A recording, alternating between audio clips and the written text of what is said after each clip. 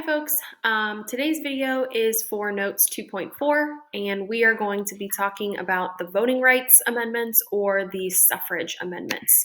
So for this group of amendments, your learning objectives are to explain, as we've been doing, the context of the amendments and summarize how the provisions, or what they say, expanded the right to vote based on race, age, and gender.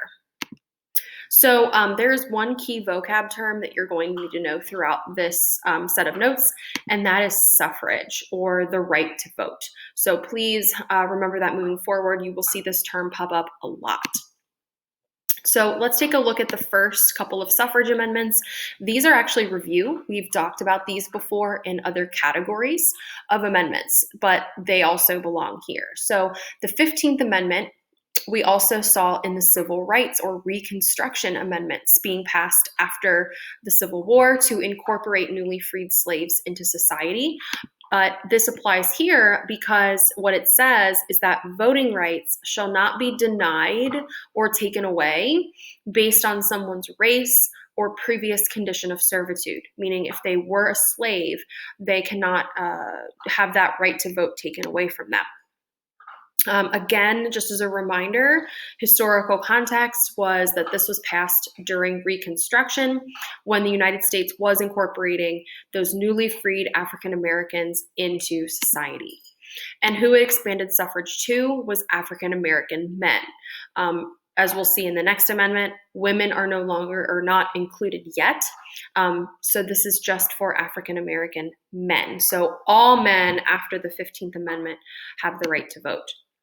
But remember, in our last video, or not our last video, Notes 2.2, this amendment didn't really lead to a lot of expanded suffrage for African American men because of things like poll taxes, literacy tests, and other barriers to voting that African Americans faced. And the reason that these were discriminatory toward African Americans was they could not pay or pass the tests. They couldn't pay the poll taxes, they couldn't pass the literacy tests, and that as a result prevented them from voting. So it's going to take a couple of other laws and amendments and changes to the Constitution in order for African American men to be able to enjoy the right to vote.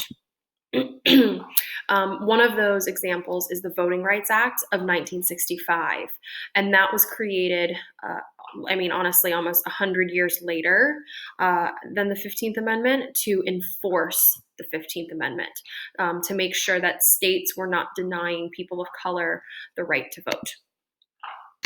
And then as another review, the 19th Amendment, if you remember from our last video from the Progressive era, expanded suffrage to women as a result of the women's suffrage movement. Right at this point in 1920, every other group had the right to vote except for women. So women were definitely fighting for this right.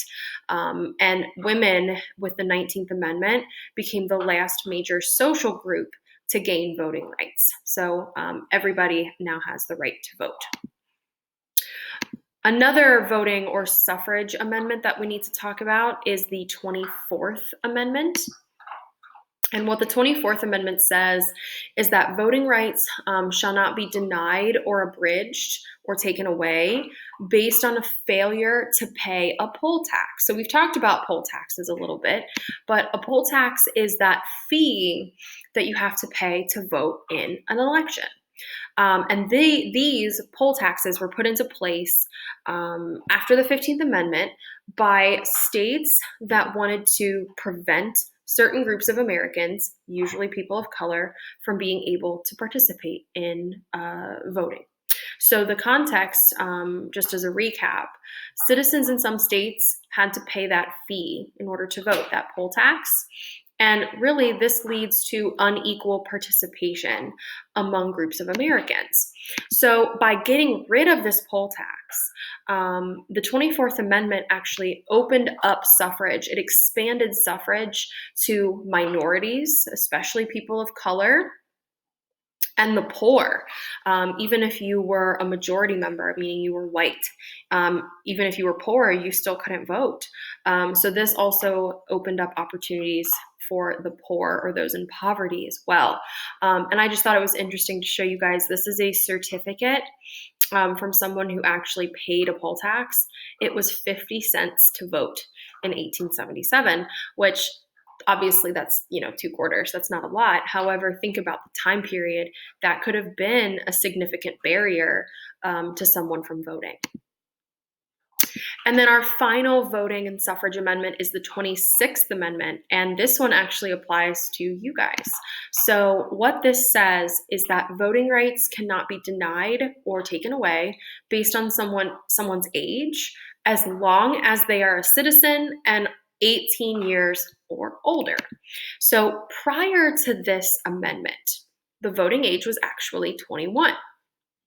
Now, in 1971, as a result of big events and conflicts like World War II, Vietnam, and the drafts that the United States had to get men into the military to serve, that age requirement for military service was lowered to 18. So the slogan kind of became, wait a minute, I'm old enough to fight for my country. I should be old enough to vote in a federal election. So this expanded suffrage to young people ages 18 to 21. So you all can vote when you can because of this 26th Amendment, right? Because of this idea that you can go and fight and die for your country, but you can't come back and vote and influence the country, okay? So remember, our learning objectives were to explain the context of the voting amendments and summarize how they expanded the right to vote based on race, age, and gender. So go ahead and answer those questions on Edpuzzle, record the correct answers, and I will talk to you guys soon. Thanks for watching, guys. See you later.